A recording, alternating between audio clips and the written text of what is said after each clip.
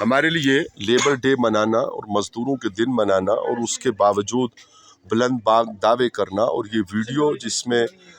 صاف ستھرا پنجاب مہم کے ملازمین اتنی بڑی تعداد میں میلاد چوک جی پی او میں جمع ہو کر اپنا احتجاج ریکارڈ کروا رہے ہیں۔ انہوں نے وہ یونیفارم پہنا ہوا ہے۔ ہمیں یہ بات سمجھنا ہمارے لیے مشکل ہے۔ آپ اسے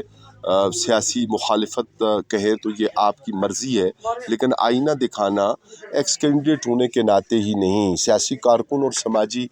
کارکن ہونے کے ناطے اور دینی کارکن ہونے کے ناطے ہی نہیں، ہر اعتبار سے لازم ہے کہ یہ آپ کا منہ چڑھا رہی ہے یہ ویڈیو، اور اس میں جو اظہار ہو رہا ہے وہ کتنی عجیب سی بات ہے۔ آپ جب کو منصوبہ دیتے ہیں تو آج تو ایک چھوٹے سے چھوٹے بندے کو اس بات کی آگاہی ہے کہ پہلے اس کے لیے بجٹ مختص ہوتا ہے، اور جو آپ تعداد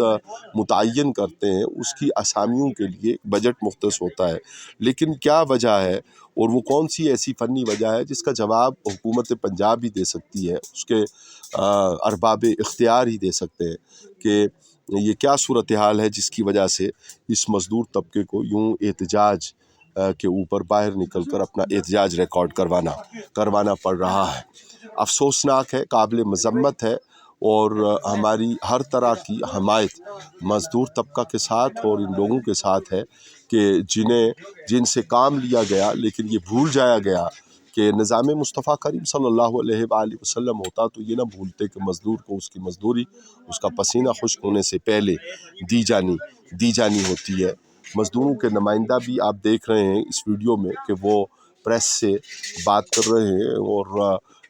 ان کے بچے ہیں، ان کے اوپر لوگوں کا انحصار ہے، ان کے چولہے بجھانا اور خود ٹک ٹاکر بننا اور عیاشیاں کرنا اور